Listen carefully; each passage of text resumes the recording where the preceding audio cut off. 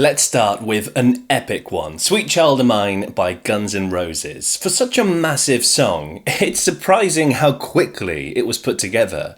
It all started when the band were jamming together in their shared home in Los Angeles. Slash was fooling around experimenting with a guitar exercise and playing what he called a circus melody. And in fact, that riff Slash plays was his attempt to sabotage the song and get rid of it. He didn't like it at all, but that riff would end up underpinning the whole song. The band quickly began to piece it together, and singer Axl Rose realised that he had written a poem for his girlfriend, Erin Everly, that would fit perfectly with the feel of the track. The poem spoke of the innocence of childhood, and that sort of carefree nature of the guitar riff seemed to play into that perfectly. And according to bassist Duff McKagan, the whole process took about 5 minutes. The thing about Sweet Child O' Mine, it was written in 5 minutes. It was one of those songs, only 3 chords. You know that guitar lick Slash does at the beginning? It was kinda like a joke because we thought, what is this song? It's gonna be nothing. It'll be filler on the record. And except that, vocal-wise, it's very sweet and sincere. Slash was just messing around when he first wrote that lick. Sweet Child O' Mine, of course, went to number 1 on the Billboard Hot 100 in 1988 and was later ranked 88 in the 500 greatest songs of all time by Rolling Stone magazine, so not bad for a quick jam session. By the way, if you want to watch this video and all of my videos completely ad-free, you can support me at patreon.com/musicmongoose. Next, we've got David Bowie's Life on Mars. This track was first released on the album Hunky Dory in 1971. While it was successful in the UK, it didn't reach the heights future releases would in the US. Despite this though, many consider this album to be some of his best work, and I would be inclined to agree with that. Life on Mars was originally written as a sort of parody to My Way by Frank Sinatra. Now, there's a whole backstory where Bowie actually wrote the first early version of My Way, which got rejected, but I won't go into all of that now. There's a great video actually on David Hartley's channel that goes into that if you fancy it. And despite the seeming complexity of this song, the majority of it came to Bowie while he was on a short bus journey. I took a walk to Beckenham High Street to catch a bus to Lewisham and buy shoes and shirts, but couldn't get the riff out of my head.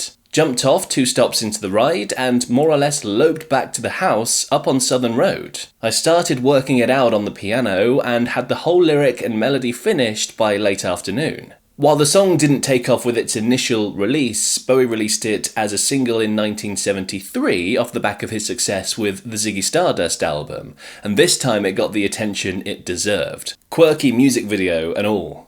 Is there life on Mars?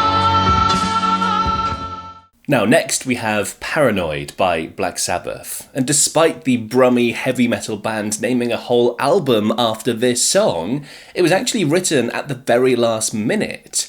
Off the back of their self-titled debut album in early 1970, the band quickly got to work with a follow-up. And luckily, the majority of the songs had already been written around the same time they wrote their first album.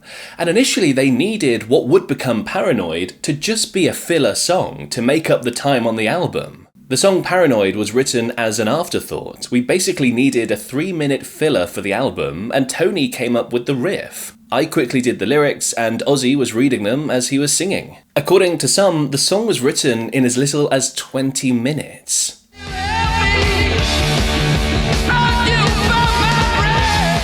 This 3-minute filler became a single and soon became one of their most well-known songs. However, Black Sabbath didn't want to just be known as a singles band, where fans came to see them at shows just for 1 or 2 songs, so despite the success of Paranoid, they stayed strong on wanting to be an album band, where fans had to listen to the whole album rather than just the hits. So the success of that single really went on to define the rest of the band's career. Moving on to perhaps one of the best known quickly written songs ever. Paul McCartney's Yesterday for the Beatles. Not only written in record time, but impressively also written in his sleep. McCartney at the time was living in the attic room of his girlfriend's family home, and one morning he woke up with a melody in his head.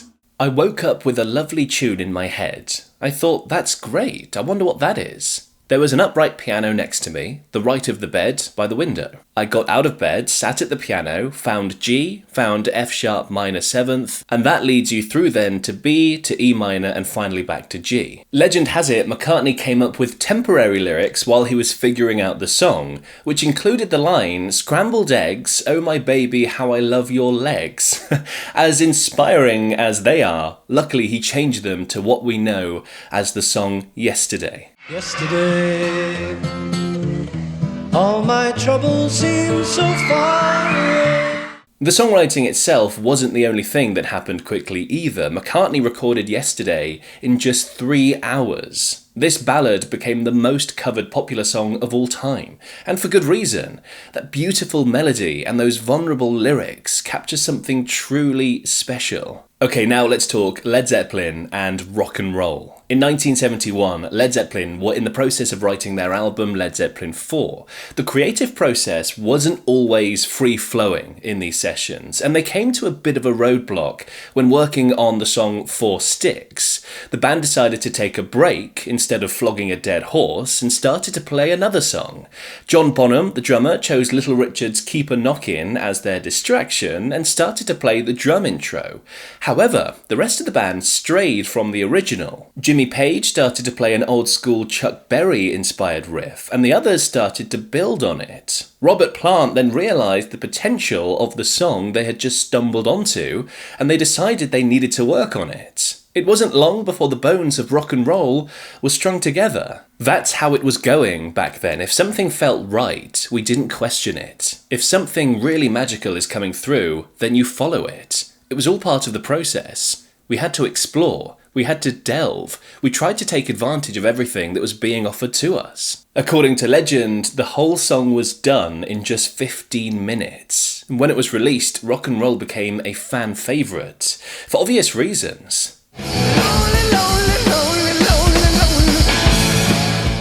And now let's talk about Queen. Specifically, let's talk about Crazy Little Thing Called Love, the rockabilly-inspired hit that is instantly recognisable. It is a brilliant song. It's just pure fun. It pays homage to the rock and roll of the 1950s.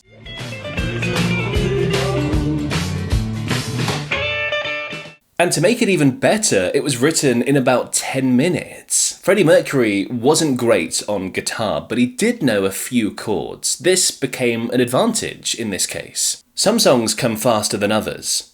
Bohemian Rhapsody I had to work at like crazy. I just wanted that kind of song. Crazy Little Thing Called Love took me 5 or 10 minutes. I did that on the guitar, which I can't play for nuts. And in one way it was quite a good thing, because I was restricted, knowing only a few chords. It's a good discipline because I simply had to write within a small framework. I couldn't work through too many chords, and because of that restriction, I wrote a good song, I think. And he certainly wasn't wrong. It reached #1 in the US, Australia, Canada, and the Netherlands, as well as enjoying top spots in the UK and a range of other countries as well, which is ridiculously impressive for just 10 minutes of Freddie Mercury's time. Now, let me know if I missed any great examples of songs written in minutes, and who knows, maybe we could do a part 2 at some point. And in the meantime, here are 8 demos that actually sound better than the final studio versions.